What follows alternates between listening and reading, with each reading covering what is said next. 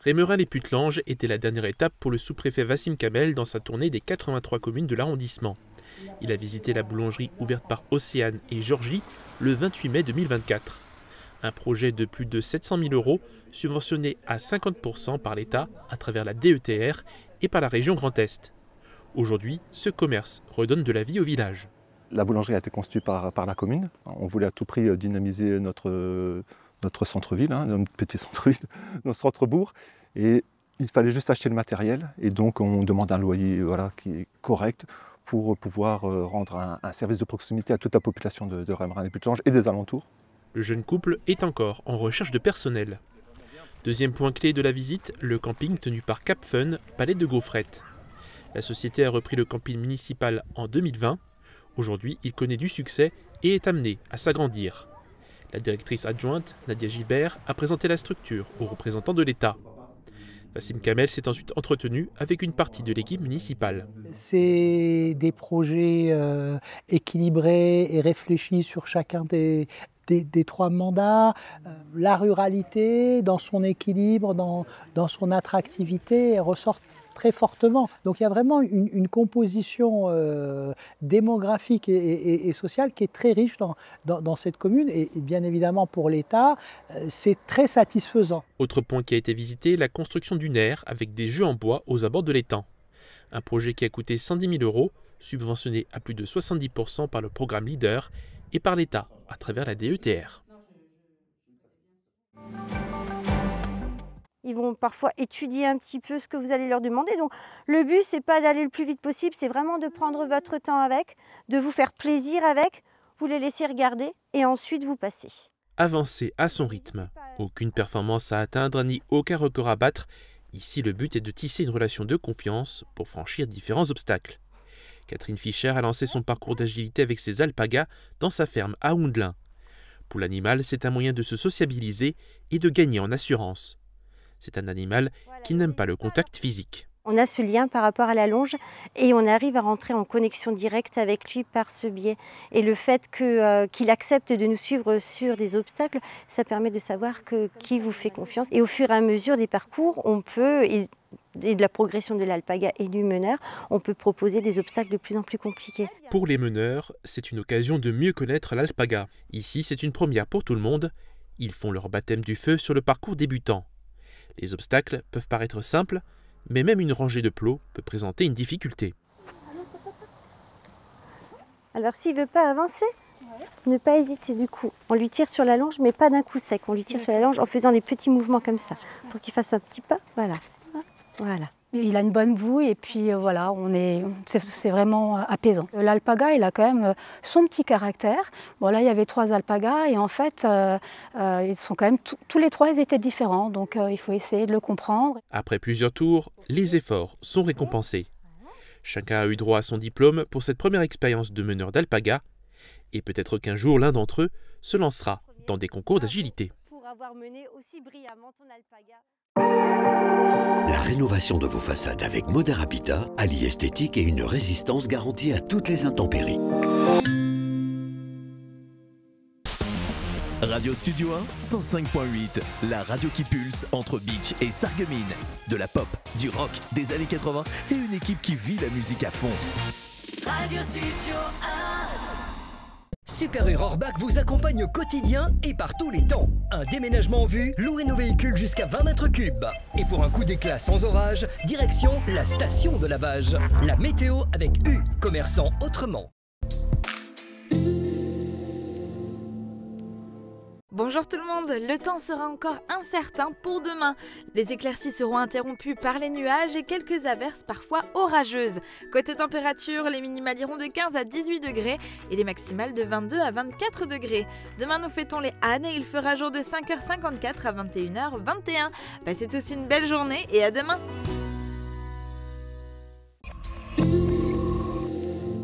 Le CFA BTP Moselle est à Sarreguemines, avec 7 formations accessibles en apprentissage et en formation continue dans les domaines métier du plâtre et de l'isolation, carreleur et mosaïste, peintre applicateur de revêtement, génie climatique, maçonnerie et maintenance des bâtiments.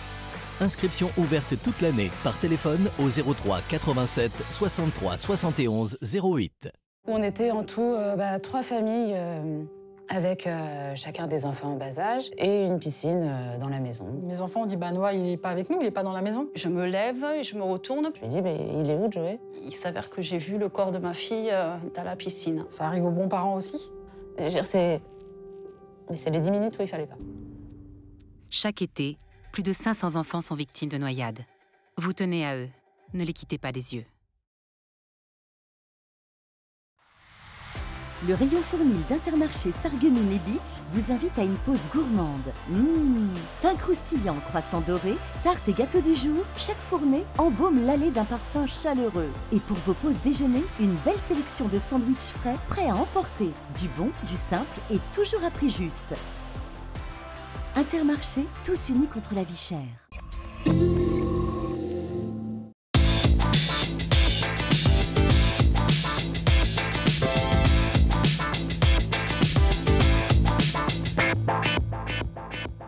Bonjour tout le monde, hallo zusammen, bienvenue dans l'émission transfrontalière Grenzenlos.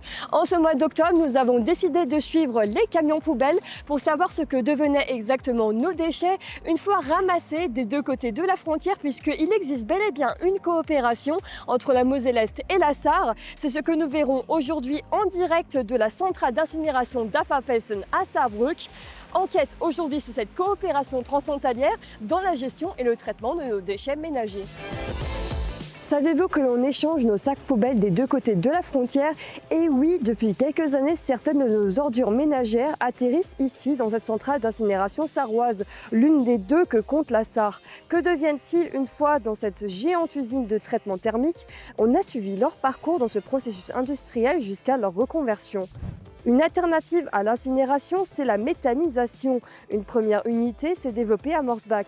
Là aussi, des restes de repas importés de chez nos voisins sarrois sont convertis en différents produits. On vous emmène derrière les coulisses de ce procédé qui permet de traiter nos déchets organiques. Pour que tout ça ait un sens, encore faut-il bien trier dans les bonnes poubelles. Entre la France et l'Allemagne, les consignes de tri ne sont pas les mêmes, ce qui peut parfois devenir un vrai casse-tête.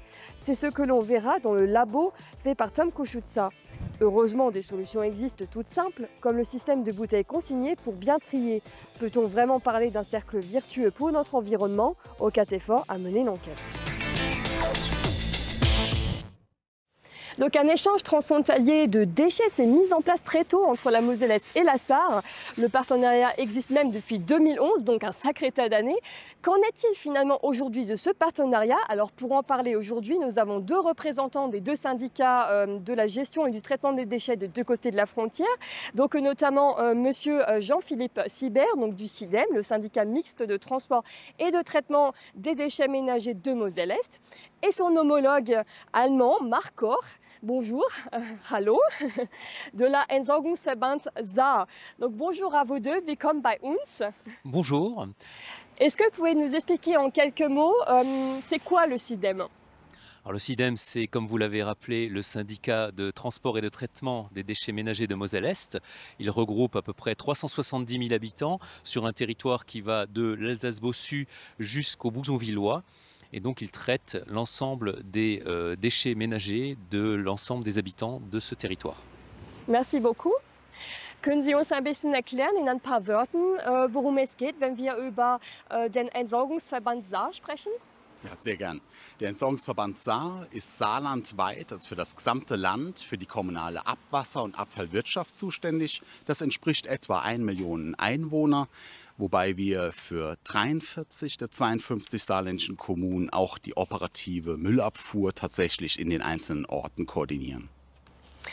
Alors, je le disais à l'instant, il y a vraiment un échange donc, de déchets des deux côtés de la frontière depuis 2011. C'est-à-dire qu'on s'échange notamment les restes de repas, les éponges, les lingettes, etc. Donc, quelle part de déchets, vous, finalement, au SIDEM, vous récupérez de la part des Allemands pour pouvoir les traiter ensuite sur votre site qui se situe à Morsbach? Alors nous récupérons à peu près, bon an mal an, 15 000 tonnes de biodéchets de l'EVS, du territoire de l'EVS, pour les traiter dans notre usine de méthanisation Métavalor à Morsbach. Nous récupérons aussi jusqu'à 5 000 tonnes de déchets verts qui, eux, sont destinés à l'usine de méthanisation des déchets verts sur le site de Sarreguemines. Est-ce qu'il s'agit de chiffres annuels ? Ce sont des chiffres annuels, évidemment. D'accord, ok. Donc vraiment quand même une grosse coopération de votre côté. Und wie sieht es denn aus auf deutscher Seite? Welche Abfälle bekommen Sie jetzt auf französischer Seite, dann noch sie zu konvertieren? Der Entsorgungsverband Saar nimmt hier etwa im Jahr 35.000 Tonnen an Rest- und Sperrabfällen von SIDEM an, um sie hier dann thermisch zu verwerten, also wenn man so möchte, im Rahmen des Verbrennungsprozesses in Strom und Wärme umzusetzen. Okay, das heißt, es gibt schon auch eine große Kooperation jetzt zwischen dem SIDEM und dem Entsorgungsverband Saar. Und die Frage ist dann, im Laufe der Jahre hat es sich natürlich entwickelt. Wie sieht es denn aus hier aktuell im Jahr 2024? Welche Interesse zeigen Sie überhaupt daran, diese grenzüberschreitende Kooperation weiter fortzuführen? Man hilft sich, man hat Kapazitäten, die man jeweils auf anderer Seite bedienen kann, Entsorgungssicherheit darstellt und einfach den gesamten abfallwirtschaftlichen Prozess effizient und wirtschaftlich darstellen kann. Abfallwirtschaftliche Anlagen, sowohl eine Bioabfallvergärung als auch unsere thermische Verwertung, sind dann am preiswertesten, am wirtschaftlichsten Betreiber, wenn sie voll ausgelastet oder möglichst voll ausgelastet sind. Genau das gelingt über diese Kooperation. Und natürlich, es macht überhaupt gar keinen Sinn, Abfall Hunderte von Kilometern innerhalb von Deutschland meinetwegen zu verbringen, wenn man einen Kooperationspartner unmittelbar auf der anderen Seite der Grenze hat, der das genauso gut verwerten kann und entsprechend auch logistisch optimiert Abfallwirtschaft betreibt. Jean-Philippe Sibert, quel est l'intérêt également pour vous de participer à cette coopération transfrontalière aujourd'hui en 2024? L'intérêt de la coopération, il est plus fort que jamais puisque nous avons renouvelé notre volonté commune de travailler ensemble avec l'EVS. Notre président Roland Roth a rencontré justement les dirigeants d'EVS pour réaffirmer notre volonté de travailler ensemble. Et c'est ce que nous allons poursuivre. Comme l'a dit M. Corr très justement, l'intérêt il est à la fois environnemental, économique, il est aussi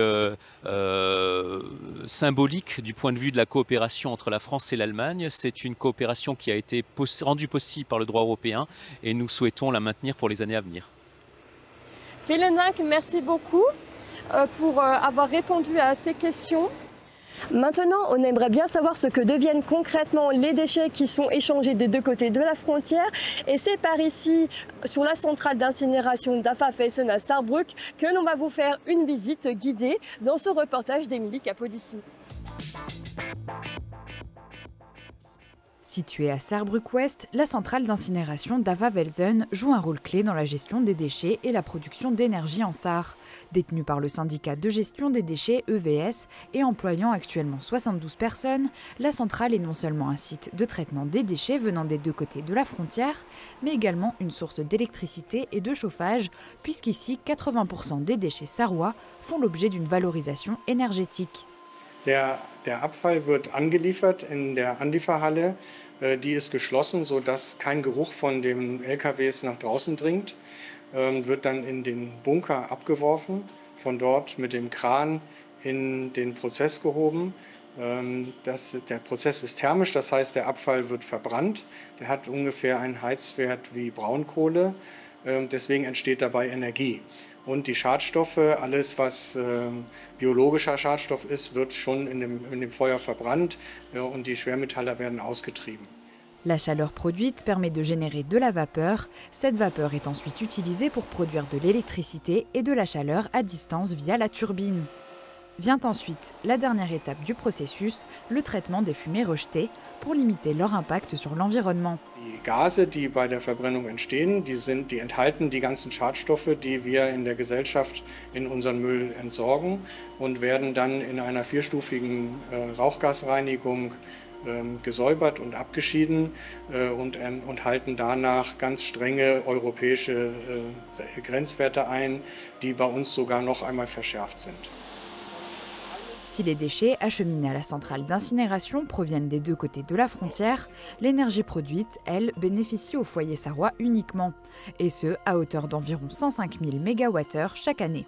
Pour en savoir plus sur le traitement des déchets, n'hésitez pas à contacter la centrale d'incinération, des visites sont possibles.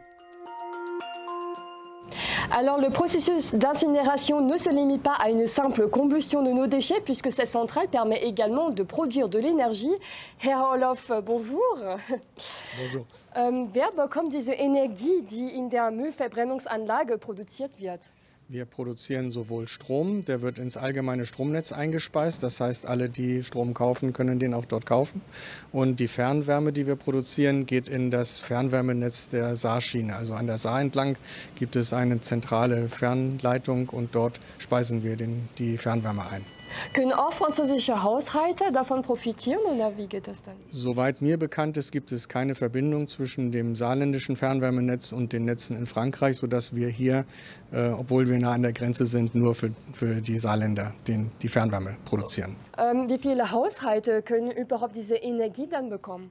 Von dem Strom profitieren 35.000 Haushalte und die Fernwärme reicht für ca. 15.000 Haushalte. Okay, alles klar. Und zum einen haben wir gesagt, Energie wird hier produziert und zum anderen, es steht auch bei der Verbrennung viel Rauch. Das bedeutet auch, dass Gase zurückbleiben, ne, die halt gefiltert werden müssen. Was tun Sie dann, um diese Gase sozusagen zu begrenzen? Also das, was dort in den Gasen drin ist, ist alles das, was wir alle in unseren Müll schmeißen. In Deutschland in die schwarze Tonne, beim Sudem-Gebiet in die Sac Bleu. Und das hat Schadstoffe drin, die unsere Zivilisation erzeugt. Und die nehmen wir hier mit der Abgasreinigung heraus, konzentrieren die fein verteilten auf ganz kleine Mengen, die dann gezielt entsorgt werden können. Okay, alles klar.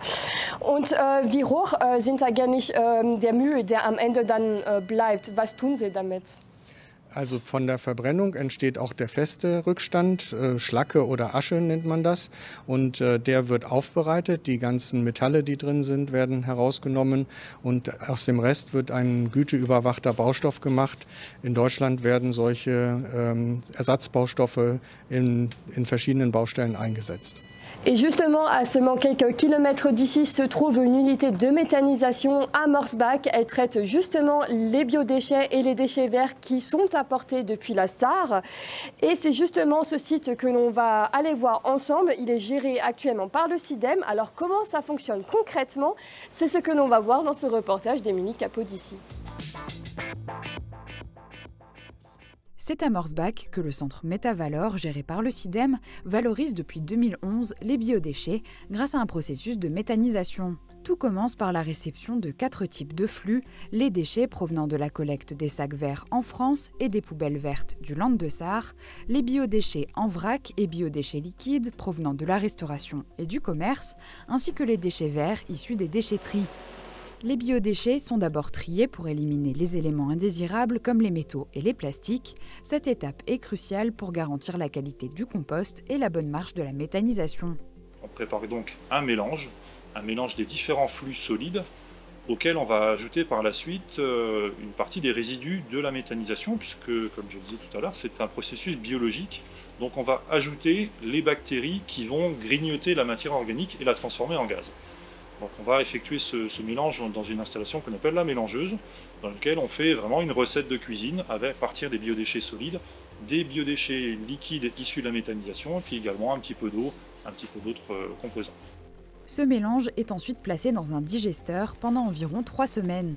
Dans ce milieu sans oxygène, les micro-organismes décomposent la matière organique, produisant du biogaz utilisé pour produire de l'électricité, de la chaleur ou encore comme carburant pour les véhicules fonctionnant au gaz. Après la méthanisation, les résidus solides sont extraits, déshydratés et compostés. Les systèmes mécaniques, ils sont forcément pas fiables à 100%. Donc il y a toujours une part de plastique, d'emballage, de carton dans les biodéchets. Et cette part de plastique et d'emballage passe dans le système de méthanisation, ce qui fait qu'en sortie, quand on produit les résidus qui sont transformés en compost, on effectue encore d'autres opérations d'affinage, on appelle ça, c'est une opération de séparation mécanique des indésirables, plastique, carton ou autres, afin que le compost qu'on produit soit conformes à la norme française et européenne et qui puissent être épandus à la terre, notamment par des agriculteurs partenaires. Ces éléments sont donc séparés lors du tri final et envoyés à l'incinération à l'usine d'Ava-Velzen de Saarbrück, afin de garantir une gestion complète et optimisée de tous les déchets. Alors, rebonjour monsieur Jean-Philippe Sibert. Alors justement, le SIDEM fait partie donc, des partenaires de cette coopération transfrontalière, puisque vous récupérez donc, les biodéchets et déchets verts qui viennent de Sarre, donc jusqu'à chez vous sur votre site à Morsbach, donc l'unité de méthanisation. Et justement, quels produits sortent de cette unité de méthanisation au final ? Alors le processus de méthanisation aboutit à la production d'un biogaz qui lui-même sert à alimenter des moteurs de cogénération qui produisent à la fois de la chaleur et de l'électricité. De la chaleur pour réalimenter l'ensemble du processus de méthanisation et de l'électricité qui est injectée dans le réseau EDF. Ce biogaz est également pour la partie restante épuré et on aboutit à la production d'un biométhane qui lui est injecté dans le réseau direct chez GRDF. Ça c'est pour la partie gaz. Pour la partie reste de produits de méthanisation, on a une partie liquide, ce qu'on appelle les digestats, et une partie solide qui se transformera en compost après passage dans des tunnels de maturation. Donc le compost, lui, est amené à retourner à la terre pour amender la terre. Donc ça, c'est un produit qui est beaucoup demandé ces dernières années et qui a de l'utilité pour l'ensemble des acteurs, qu'ils soient agricoles ou paysagistes, par exemple. Et pour l'électricité, comment ça se passe concrètement ? Alors pour ce qui concerne l'électricité, nous avons une convention avec le réseau EDF qui nous rachète cette électricité à un tarif fixé à l'avance par convention, et donc nous sommes en convention avec EDF pour ce qui concerne la convention actuelle jusqu'en 2027. Et il y a bien donc une seconde vie suite à cette unité de méthanisation, donc on vient de l'évoquer, les différents produits qui en sortent. Combien de biodéchets finalement arrivez-vous à revaloriser au SIDEM ?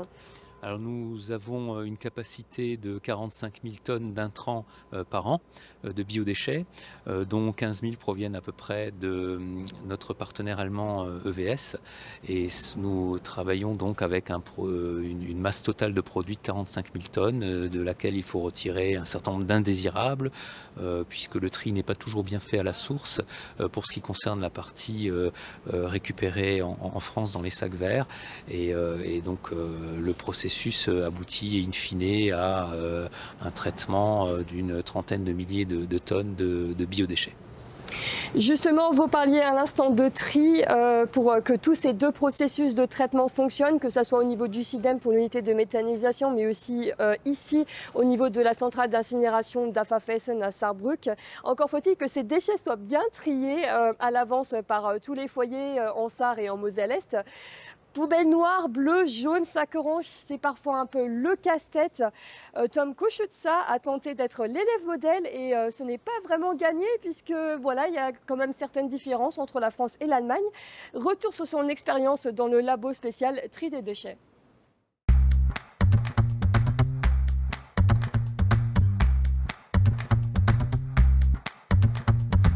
On apprend toujours de nouvelles choses dans d'autres pays, même à des endroits improbables. Par exemple, jeter des déchets en France n'est pas si évident que ça. Les couleurs de vos sacs de poubelle étant déjà différentes que celles en Allemagne, j'ai préféré demander au lieu de faire une faute. Du coup, le plastique, ça va où? Ben, dans le jaune. Dans le jaune? Ok. D'accord, plastique dans le jaune, c'est compris. Et le carton? Ben, dans le jaune. Jaune aussi? T'es sûr? Ouais. Ok. Attends, quoi? Le plastique et le carton ne sont pas séparés en France? Mais en quoi consiste donc votre tri? La séparation du plastique et du carton est la base absolue de notre système de tri allemand.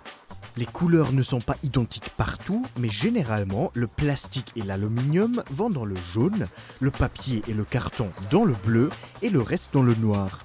Et des fois, on a une poubelle verte aussi pour les déchets alimentaires. Voilà, c'est simple. Mais j'ai appris qu'en France, le système est non seulement compliqué, il varie même de commune en commune.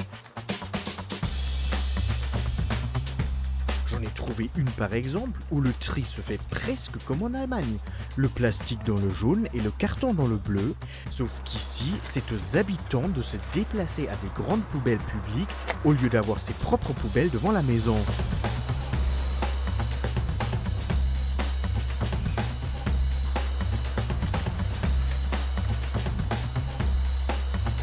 Bon bref, une différence qui reste quand même, c'est le consigne, qui existe en Allemagne mais pas en France. Donc n'oubliez pas, ne jamais jeter des bouteilles allemandes, vous perdez 25 centimes.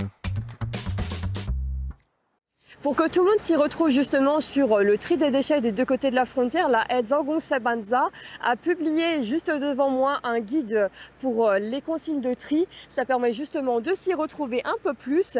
Et du côté du CIDEM, on propose également au niveau du Centre transfrontalier d'éducation à l'environnement des ateliers réguliers à destination de tout public. Donc vous pouvez aussi visiter directement le CIDEM à Morsbach pour en savoir plus sur la gestion du tri.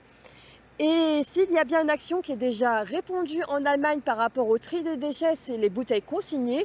Le système des consignes est déjà bien répandu du côté de chez nos voisins. Et ce sont les supermarchés allemands qui récupèrent en général ces bouteilles consignées directement. Alors que deviennent-elles une fois qu'elles ont été remises auprès de ces supermarchés? C'est ce que l'on va voir justement sur ce reportage effectué par OKTV, signé Jens Scherer.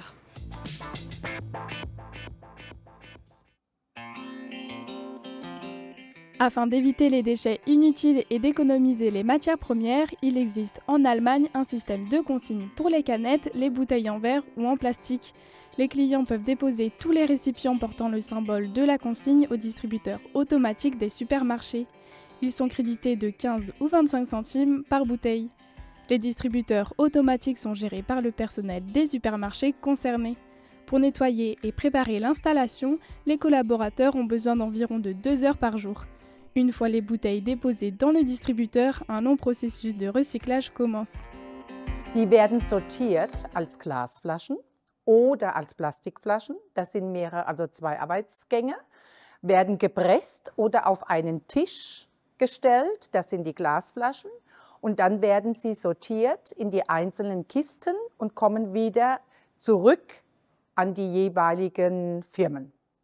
Und die gepressten kommen in einen Container zu der Firma Remontes. L'entreprise Remondis fait partie du processus de recyclage. Ils sont responsables de la préparation du recyclage matériel du papier, du carton, du film et du plastique. C'est également ici, dans les grands sacs, que finissent nos bouteilles consignées déposées. Also wir bereiten die PET-Flaschen, sagen wir mal, wieder ein neues Leben einhauchen zu können, müssen die ja in die finale Anlage verbracht werden. Diese Anlagen machen dann die finale Verwertung und machen ein Granulat, um wieder neue PET-Flaschen herzustellen zu können. Und unsere Aufgabe ist es, das sinnvoll zu verdichten und zu verladen, sodass man mit bestmöglichen Ausladungsgewichten auf diese finale Anlage fahren kann, die sich ja im Bundesgebiet eventuell auch weiter weg befinden. Chaque année, Remondis traite environ 600 tonnes de bouteilles en PET. Pour ce faire, le matériau est chargé dans une grande presse à balles, compressé en un paquet et ficelé. Il en résulte un cube de plastique de 350 kg. Entre 16 et 18 tonnes de bouteilles consignées par camion peuvent alors être transportées sous forme compacte vers la prochaine station du circuit de recyclage. Diese Pakete, die wir pressen, die werden aufgeschreddert und über Sortieranlagen da sind ja auch Dosen drin aus Aluminium und aus Eisen. Die werden dann mit Magnetabscheider oder Wirbelstromabscheidern, werden diese Materialien separiert. Diese Flaschen, die werden noch gewaschen, die Banderole wird dadurch entfernt und das Material kann dann hinterher sehr sorterein halt wieder geschreddert werden, sodass das Granulat entsteht. Das ist auch ein ganz wichtiger Prozess, dass man diese absolute Sortenreinheit erreicht. Das sind schon komplexe Anlagen. Mais pour que le recyclage d'une bouteille en plastique fonctionne correctement, tous les maillons de la chaîne sont importants. Plus les bouteilles sont propres lorsqu'elles sont remises par le client, plus le plastique est facile à recycler. Alors justement, Monsieur Sibert, selon vous, y aurait-il un intérêt de remettre en place un tel système de bouteilles consignées en France? Alors, pour ce qui concerne les organismes qui récupèrent la partie plastique, suite au tri, il n'y aurait pas trop d'intérêt puisqu'il y aurait surtout une perte financière dans la mesure où aujourd'hui le tri conduit à des recettes financières pour les collectivités et la mise en place d'une consigne supprimerait ces retours financiers, ce qui poserait de gros problèmes d'équilibre budgétaire aux collectivités en question. Alors justement, parlons de réflexion, de projets d'avenir ensemble. Ab Ende 2026 soll es eine neue Vergärungsanlage entstehen, hier in der Nähe von dieser Müllverbrennungsanlage. Dadurch sollen sich die Kapazitäten im Saarland erhöhen, um den Biomüll und den Grünabfall zu verarbeiten. Was wird dann aus dieser grenzüberschreitenden Kooperation im Laufe dieser Zeit? Ja, zuallererst wird sie fortbestehen. Wir werden da überhaupt nichts dran ändern. Wir sind dann ab 2026 mit der eigenen Anlage in der Lage, eben alles, die saarländischen Bioabfälle selbst zu behandeln, in Kooperation mit SIDEM, also in beiden Anlagen zusammen.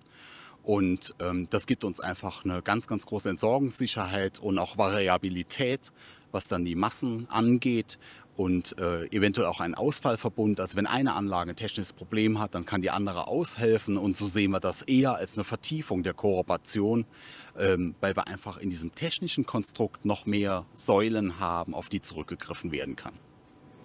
Et justement, Monsieur Sibert, aussi la même question. Comment voyez-vous l'avenir de cette coopération transfrontalière avec la Entsorgungsverband Saar? On le voit sous un œil tout à fait positif. Nous faisons tout ce qu'il faut pour poursuivre cette coopération, comme l'a dit mon collègue. Nous poursuivrons dans ce sens-là parce que nous avons besoin l'un de l'autre et c'est tout à fait pertinent de pouvoir apporter les déchets l'un chez l'autre alors que nous sommes qu'à quelques kilomètres à vol d'oiseau l'un de l'autre. Donc c'est en fait de manière très optimiste que nous voyons la poursuite de cette coopération. En tout cas, nous le souhaitons, SIDEM et EVS. C'est-à-dire qu'on envisage un renouvellement encore à l'avenir régulier de ce contrat? Nous sommes liés par une convention, ce qu'on appelle une convention de coopération public-public et donc c'est quelque chose qui est permis depuis le départ par des dispositions européennes et nous poursuivrons donc régulièrement, nous renouvelons cette convention, nous nous retrouvons pour signer une nouvelle convention avec les objectifs que nous fixons, les tonnages de biodéchets qui sont apportés au SIDEM et les tonnages de déchets résiduels qui sont apportés chez EVS pour l'incinération. D'accord. Et est-ce qu'il y a justement des nouveaux projets de développement au sein même de cette coopération transfrontalière, des réflexions autour de ça justement?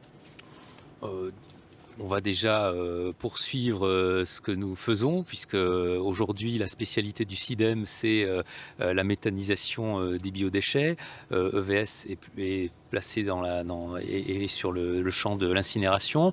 Donc nous avons de notre côté des projets d'amélioration de notre structure de méthanisation parce que il faut continuer à investir pour la maintenir en l'état et l'améliorer. Et EVS nous a montré à travers la visite de ce site qu'ils ont également beaucoup de projets pour l'avenir. Donc nous poursuivrons chacun dans notre spécialité en utilisant les meilleures techniques disponibles pour chacune des techniques de méthanisation et d'incinération. D'accord. Eh bien, merci beaucoup, Monsieur Sibert.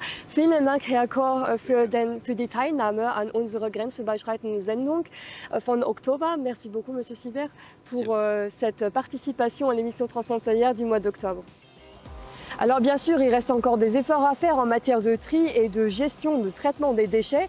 Alors l'Allemagne se trouve actuellement en 3e position des pays membres de l'Union européenne qui recyclent ces déchets. La France actuellement qu'en 13e position. Alors ce genre de coopération transfrontalière permet justement de répondre à cette problématique en justement trouvant de nouvelles idées pour revaloriser ces déchets ménagers qui nous encombrent au quotidien. Je vous donne rendez-vous pour le prochain épisode de Grenzenlos à partir du mois de novembre sur une nouvelle thématique. Et d'ici là, je vous dis à bientôt. Tschüss und bis zum nächsten Mal.